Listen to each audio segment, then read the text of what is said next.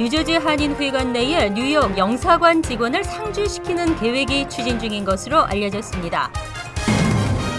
뉴욕주 두림법안이 주 상원 표결에서 한 표 차이로 부결됐습니다. 2014 앨리스 아일랜드상의 정재균 민주평통 뉴욕 협의회장과 김민선 뉴욕 한인회 이사장이 선정됐습니다. 뉴욕주 세금 미납자 운전 규제법이 시행되면서 9천여 명의 운전자가 운전할 수 없는 처지에 놓였습니다. 28개 주 검찰총장들이 대형 드럭스토어에서의 담배 판매 중단을 촉구하고 나섰습니다. 이상은 이 시각 주요 뉴스입니다. 여러분 안녕하십니까? KBN 뉴스입니다. 뉴저지 한인회와 뉴욕 총영사관이 뉴저지 한인회관 내에 영사관 직원을 상주시키는 계획을 추진 중인 것으로 알려져 귀추가 주목됩니다. 이렇게 되면 뉴저지 한인들은 맨해튼에 나가지 않고도 다양한 민원 영사 서비스를 받을 수 있을 것으로 기대됩니다. 주성훈 기자가 보도합니다. 뉴저지 한인회가 회관 내 영사관 직원을 상주시키는 계획을 기획한 건 지난해부터 1년에 3-4번 실시되는 순회 영사 업무가 시간이 갈수록 큰 호응을 얻자 아예 영사관 직원을 상주시킬 계획으로 이어진 것입니다.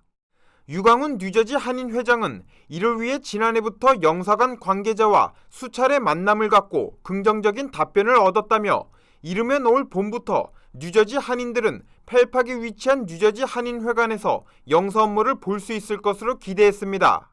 영사관에서 긍정적으로 검토를 하여서 이 뉴저지 한인회 그 상담 관계 영사님을 파견하기로 하겠다고는 그런 긍정적 그런 답변을 받고서 앞으로 좀 큰 기대를 하고 있는 상황입니다.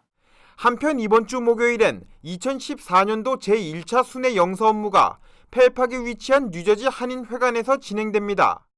여권 재발급과 재외 국민등록, 가족 확인 증명, 국적 확인 등 영사관에서 하는 모든 민원 업무가 진행되며 특히 지난달부터 실시한 공인인증서 발급에 한인들의 관심이 증폭되고 있습니다.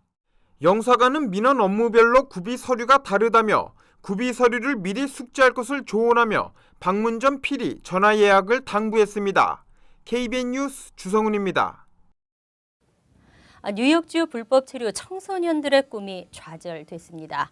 뉴욕주 드림법안이 주 상원 표결에서 한 표 차로 아깝게 부결됐는데요. 상원 본회의 상정과 처음으로 표결이 실시되었다는 성과를 뒤로 한 채 앞으로 수년간 표류할 수도 있다는 전망이 나왔습니다. 뉴욕주 드림법안이 상원 본회의 표결에서 찬성 30표, 반대 29표로 통과에 실패했습니다. 부결의 가장 큰 요인은 상원 내 보수파 의원들의 벽을 끝내 넘지 못했기 때문입니다. 지난 2012년에 이은 두 번째 좌절입니다. 주 하원을 통과하면서 기대를 모았던 드림법안은 이로써 특별한 동력이 없는 한 앞으로 몇 년간 표류할 가능성이 커졌습니다.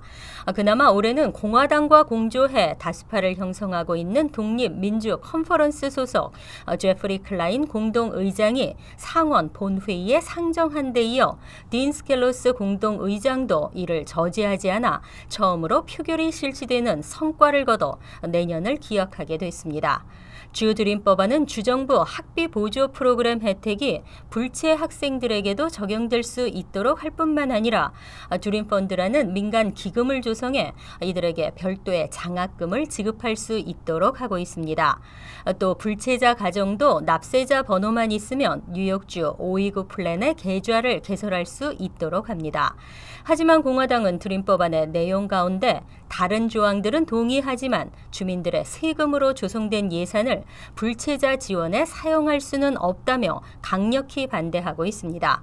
한편 민권센터는 실망스러운 결과라고 평하고 반대표를 던진 의원들을 대상으로 집중적 로비 활동을 펼칠 계획이라고 밝혔습니다. 올해 앨리스 아일랜드상 수상자의 정재균 민주평통 뉴욕 협의회장과 김민선 뉴욕 한인회 이사장이 선정됐습니다. 한인 사회를 비롯한 이민 사회의 발전에 기여한 공로가 인정됐습니다. 앨리스 아일랜드상 추천위원회는 전미 소수민족연대협의회가 수여하는 2014 앨리스 아일랜드상 수상자로 정재균 민주평통 뉴욕 협의회장과 김민선 뉴욕 한인회 이사장을 선정했다고 밝혔습니다. 앨리스 아일랜드상은 미국 사회 발전에 기여한 이민자와 지도자들에게 주는 상입니다. 추진위원회는 한인사회를 비롯한 이민사회 발전에 기여한 공로를 인정해 정 회장과 김 이사장을 올해 수상자로 선정했다고 전했습니다. 정 회장은 뉴욕 한인 식품협회 수석 부회장과 31대 뉴욕 한인회 전 후반기 이사장을 역임했고 지난해 7월부터 민주평통 뉴욕 협의회장직을 맡고 있으며 식료품 소매업에 종사하고 있습니다. 김 이사장은 롱아일랜드 컨설바토리를 설립하고 매년 양로원과 고아원에 정기적으로 위로 공연을 펼치는 등 지역사회를 위한 봉사활동을 하고 있습니다. 특히 롱아일랜드 한인 학부모 연합회장과 나소 카운티 인권국 부의장직을 역임하며 교육과 인권 문제에도 큰 관심을 쏟았다는 평가입니다. 시상식은 오는 5월 10일 맨해튼 허드슨강에 위치한 앨리스 아일랜드 역사박물관에서 열릴 예정입니다. 미주 최대 한인은행 BBCN 은행이 세금 보고 시즌에 맞춰 IRA-CD 캠페인을 벌이고 있습니다. 다음 달 15일까지 이어지는 이번 캠페인에 한인들의 많은 성원을 당부했습니다. 주성은 기자가 보도합니다.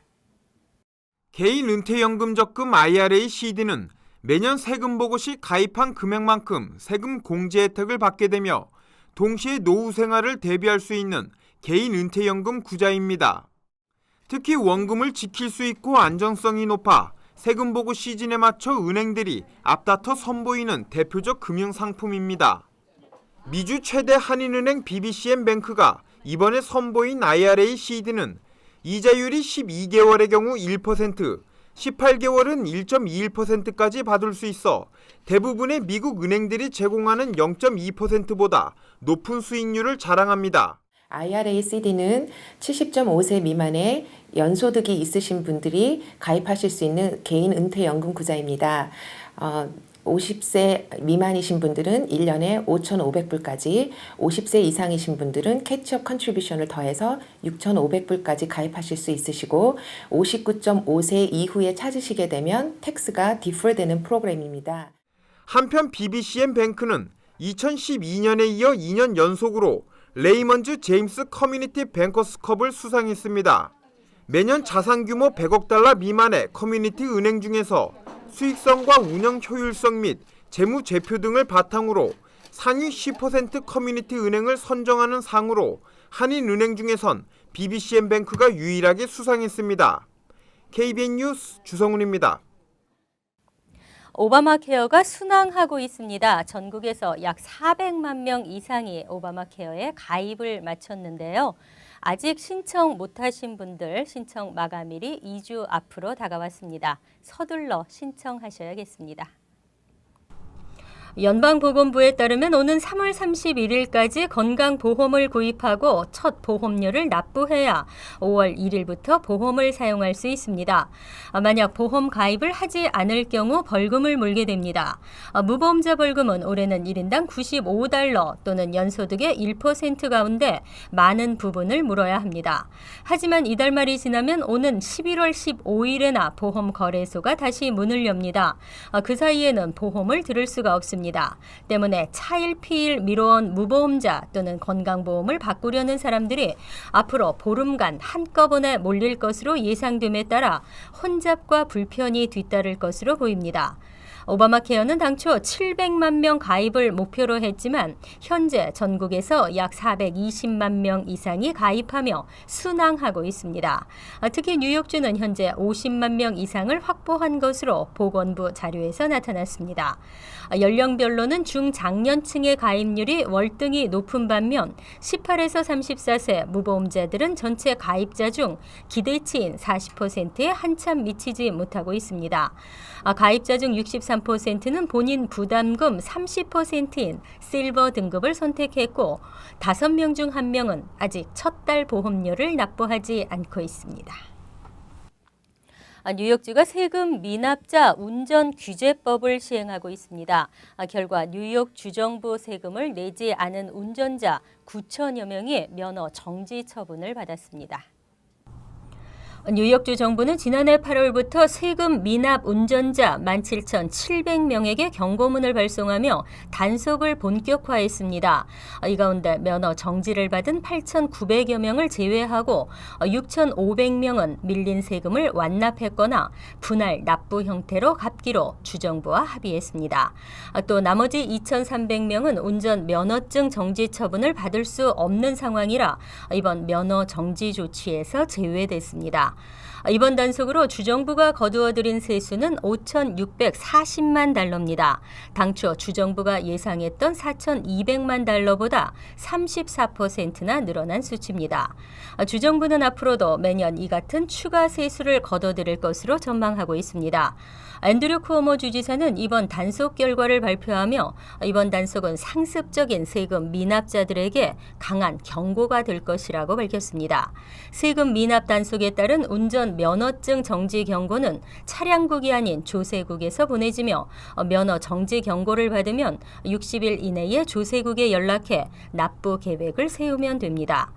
마스메톡스 조세국장은 운전 면허증은 권리가 아니라 편의라며 단속이 시행된 뒤 지금까지 수많은 운전자들이 세금 납부 문제 해결을 위해 조세국에 연락을 해오고 있다고 전했습니다. 미 경기가 정말 좋아지고 있는지 궁금합니다. 전문가 대다수는 경제 회복의 지표가 보이고 있다고 하는데요. 경제가 완연한 회복세는 아니어도 홈 에큐티는 금융위기 이전 수준으로 올라간 것으로 나타났습니다. 지난해 미 가정의 홈 에큐티는 총 10조 달러로 집계됐습니다. 전반적인 주택가격 상승에 힘입어 2조 1천억 달러가 상승한 것으로 경제가 완연한 회복세는 보이지 못하고 있지만 홈 에큐티는 금융위기 이전 수준에 거의 육박한 것으로 나타났습니다. 금융위기 이전인 지난 2005년 홈 에큐티는 한때 12조 달러까지 올랐었습니다. 부동산 전문 리서치 업체 코어 로직에 따르면 전국적으로 주택 에큐티가 플러스인 소유주는 4,300만 명으로 나타난 가운데 650만 명은 아직도 마이너스 에큐티를 가진 깡통주택 소유주입니다. 하지만 지난해 400만 명이 깡통주택에서 벗어난 것으로 나타났습니다. 전국적으로 깡통주택 소유주가 가장 많은 주는 네바다주로 30.4%에 이르며 가장 깡통주택 소유주가 적은 주는 텍사스주 3.9%로 나타났습니다. 캘리포니아주의 경우 인랜드 지역의 주택 가격이 금융 위기를 겪으면서 크게 내려갔지만 깡통주택 소유주 비율은 12.6%로 전국 평균 13.3%에 비해서는 양호한 것으로 나타났습니다. MIT가 어제 가장 먼저 조기 전형을 포함한 올 가을 학기 합격자를 발표했습니다. 합격률은 지난해보다도 더 떨어진 사상 최저를 기록했는데요. 지난해 반토막을 기록한 명문대 합격률에도 관심이 모아지고 있습니다. MIT 입학사무처가 어제 발표한 합격자 발표에 따르면 2014년 가을 학기 신입생 모집의 조기 전형을 포함해 18,357명이 지원, 7.7%에 해당하는 1,419명만이 합격 통지서를 받았습니다. 지난해에도 역대 가장 낮았다는 합격률 8.1%를 보였는데 이보다 0.4%포인트 더 떨어진 것입니다.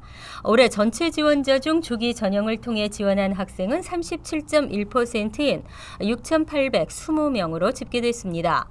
조기 전형을 통해서는 모두 612명이 입학 허가를 받아 8.9%의 합격률을 기록했습니다. MIT 대학 입학 관계자는 재능이 많은 학생들이 몰려 최종 합격자를 선발하는 데 상당한 어려움을 겪었다며 MIT 정신을 이어갈 수 있는 학생들을 합격자 명단에 포함시켰다고 말했습니다. 한편 이번 MIT 합격자 발표를 시작으로 늦어도 이달 말까지는 아이비리그를 포함한 전국 주요 대학들의 합격자 통보가 줄을 이을 예정입니다. 앞으로 CVS, 월마트와 같은 드럭스토어 등에서 담배를 살 수 없을 전망입니다. 이미 지난달 CVS는 담배 판매 중단을 발표했는데요. 드럭스토어에서의 담배 판매 금지를 위해 28개 주 검찰총장들이 직접 나섰습니다. 지난달 드럭스토어 체인 업체 CVS가 접내 담배 판매를 중단할 것이라고 발표한 것에 이어 다른 드럭스토어들도 이러한 분위기가 확산될지 주목되고 있습니다.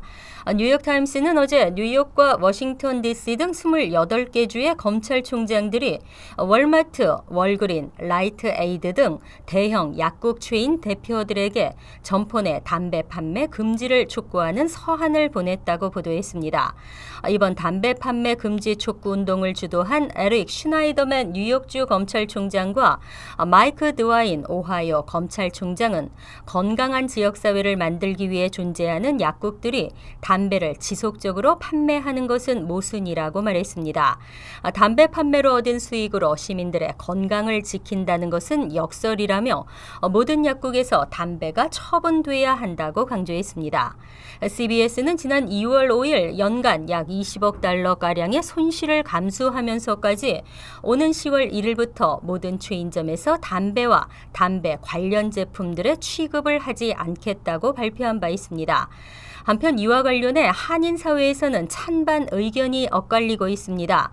담배 가격이 약국에서 더 저렴했다는 아쉬운 반응과 병을 치료하기 위해 약을 판매하는 약국에서 병을 만드는 제품을 함께 파는 것은 말도 안 된다는 의견입니다.